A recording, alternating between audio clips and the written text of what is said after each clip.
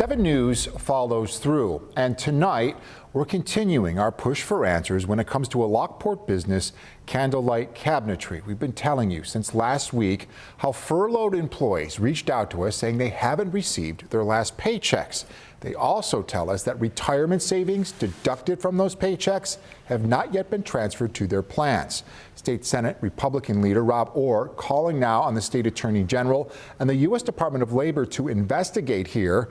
Niagara County reporter Derek Hyde has been covering this from the very beginning and today spoke with Senator Ortt about what's next. I've seen businesses go out of business.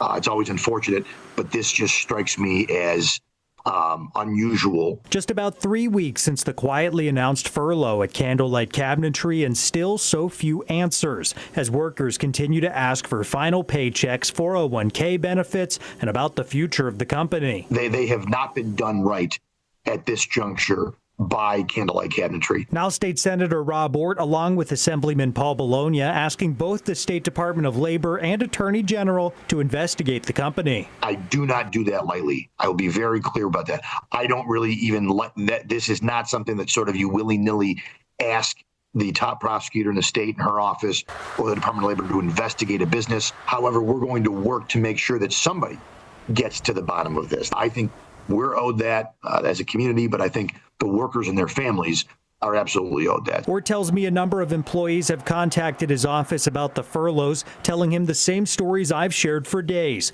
Employees not getting paid or receiving benefits. But for Ortt, the final straw was a meeting city and state reps scheduled with Candlelight Cabinetry owner Andrew Olsen. The goal was to hear from the owner and offer assistance both locally and beyond, and the meeting was just blown off, essentially, by the owner. And have you heard from the owner at all since this? No, but to my knowledge, no one really has. In response to Ortt's request, both the Department of Labor and Attorney General have confirmed to me that they are aware of the situation and they are actively reviewing the details. And what would your message to employees be who are actively going through all of this? First of all, I feel terrible for them. I just as we put out the other day, please contact our office, if nothing else, just to provide us further information. Derek Hyde, 7 News, Lockport.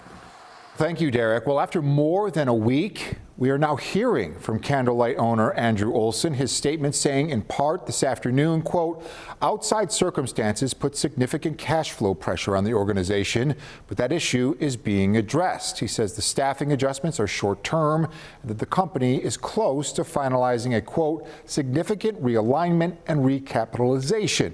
We'll continue to follow this for you throughout our broadcast. Meantime, if you have something you'd like Derek to look into, email him here at the station, derek.hyde@wkbw.com.